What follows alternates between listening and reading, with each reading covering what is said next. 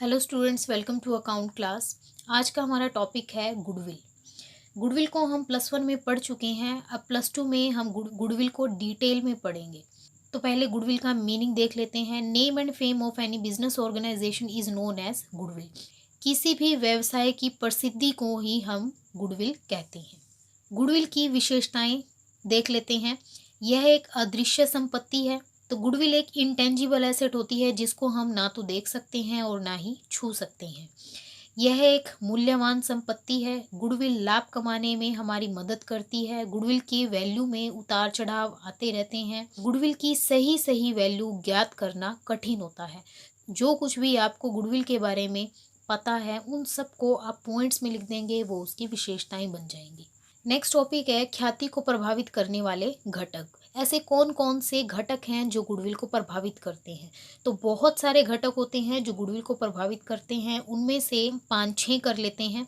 तो फर्स्ट है व्यवसाय का सुविधाजनक स्थान। अगर हमारा व्यवसाय किसी ऐसी जगह पर है जहां पर लोगों का आना जाना सुविधाजनक है, जहां पर लोग आसानी से आ जा सकते हैं, तो उस व्यवसाय की गुडविल अच्छी होगी। और अगर लोगों का आना जाना मुश्किल है तो ऐसे व्यवसाय की गुडविल कम होगी।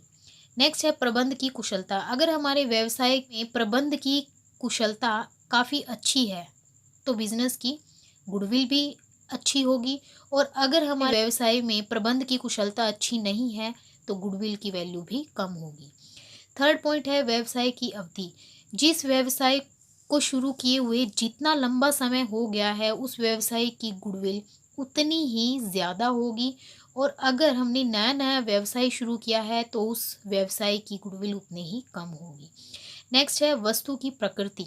अगर हम ऐसी वस्तु का व्यवसाय कर रहे हैं जिसकी मांग स्थिर है, जिसकी डिमांड स्टेबल है, तो उस व्यवसाय की गुडविल अच्छी होगी। और अगर हम किसी फैशनेबल प्रोडक्ट का व्यवसाय कर रहे हैं जिसकी मांग में उतार चढ़ाव बहुत जल्दी जल्दी आता है तो ऐसे व्यवसाय की गुडविल अच्छी नहीं होगी। नेक्स्ट पॉइंट है जोखिम। जोखिम और गुडविल में ऑपोजिट रिलेशन होता है। अगर बिजनेस में जोखिम बहुत ज़्यादा है तो गुडविल की वैल्यू कम होगी, और अगर जोखिम कम है तो गुडविल की वैल्यू ज़्यादा होगी। नेक्स्ट है लाभों की प्रवृत्ति। अगर किसी बिजनेस ऑर्गेनाइजेशन में प्रॉफिट्स लगातार कई सालों से बढ़ रहे हैं तो उस बिजनेस ऑर्गेनाइजेशन में गुडविल काफ़ी अच्छी होगी। और अगर व्यवसाय के प्रॉफिट्स कभी कम हो रहे हैं, कभी ज़्यादा हो रहे हैं, कभी लॉस हो रहा है, तो ऐसे बिजनेस की गुडविल की वैल्यू अच्छी नहीं होगी। नेक्स्ट टॉपिक है ख्याति का वर्गीकरण, क्लासिफिकेशन ऑफ गुडविल। गुडविल 2 तरह की होती है। पहला परचेज्ड गुडविल और दूसरा सेल्फ जनरेटेड गुडविल। अगर हमने गुडविल को अर्जित करने के लिए किसी को भुगतान किया है तो वो परचेज गुडविल कहलाई जाएगी। और अगर हमने कई सालों से मेहनत करके ईमानदारी से अपने बिजनेस की प्रसिद्धि कमाई है तो वो सेल्फ जनरेटेड गुडविल कहलाएगी। नेक्स्ट टॉपिक है ख्याति के मूल्यांकन की आवश्यकता। अब हमने गुडविल के बारे में इतना कुछ पढ़ा है, गुडविल की वैल्यू निकालने की हमें आवश्यकता क्यों पड़ती है? तो कुछ रीजंस हैं। अगर ये घटनाएं बिजनेस में हो जाती हैं तो इन घटनाओं के घटने पर किसी भी व्यवसाय में गुडविल निकालना ज़रूरी हो जाता है। वो कौन कौन सी घटनाएं हैं? पहला है change in profit sharing ratio. Partners के बीच में किसी भी कारण प्रॉफिट शेयरिंग रेशियो चेंज हो जाता है तो गुडविल की वैल्यू निकालना ज़रूरी होता है।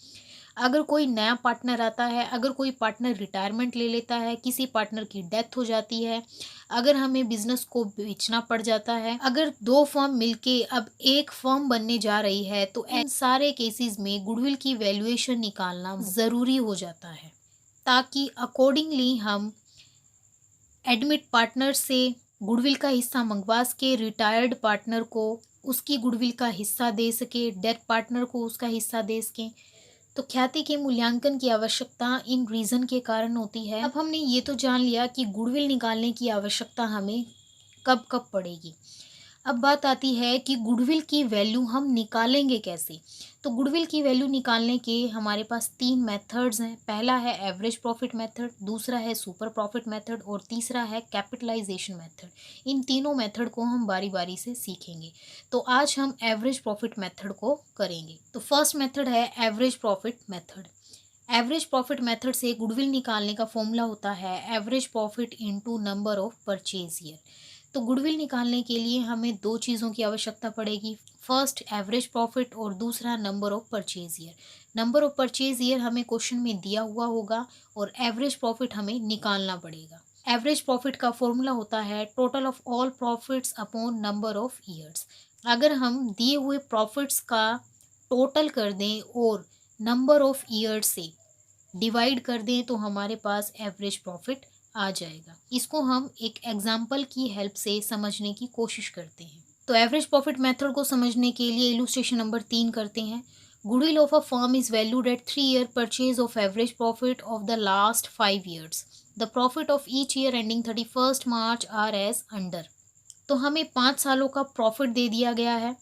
2011 का प्रॉफिट है 50,000, 2012 का 20,000 का लॉस है, 2013 में 10,000 का प्रॉफिट है, 2014 में 60,000 का प्रॉफिट है, 2015 में 80,000 का प्रॉफिट है। Calculate the value of goodwill, और हमें गुडविल की वैल्यू निकालनी है। तो सबसे पहले इन प्रॉफिट्स को यूज़ करके हम एवरेज प्रॉफिट निकाल लेंगे और उस एवरेज प्रॉफिट को नंबर ऑफ परचेज ईयर, यहाँ पर दिया है हमें 3 years purchase, number of purchase year से हम गुना कर देंगे और हमारी गुडविल की वैल्यू आ जाएगी। सबसे पहले हम फॉर्मूला लिख लेंगे average profit is equal to total of all profits upon number of purchase year. तो सभी प्रॉफिट्स को हमने लिख लिया है, बीच में 20,000 का लॉस दिया है इसलिए इसको हमने नेगेटिव फिगर को हमने ब्रैकेट में रख लिया है। 5 सालों का प्रॉफिट है तो हम 5 से भाग कर देंगे, 6 सालों का प्रॉफिट जोड़ा है तो 6 से भाग कर देंगे। इन सब को टोटल कर देंगे और 5 से भाग कर देंगे। तो इन सब को टोटल करके आया है 1,80,000, 5 से भाग कर दिया है और भाग करके आ गया है 36,000। गुडविल का फॉर्मूला होता है average profit into number of purchase year. Average profit की जगह हम लिखेंगे 36,000 और नंबर ऑफ परचेज ईयर हमें दिया गया है 3। 36,000 गुना 3, इन दोनों को गुना करके आएगा 1,08,000। तो ये है गुडविल की वैल्यू निकालने का एवरेज प्रॉफिट मेथड। उम्मीद है आपको एवरेज प्रॉफिट मेथड समझ में आ गया होगा।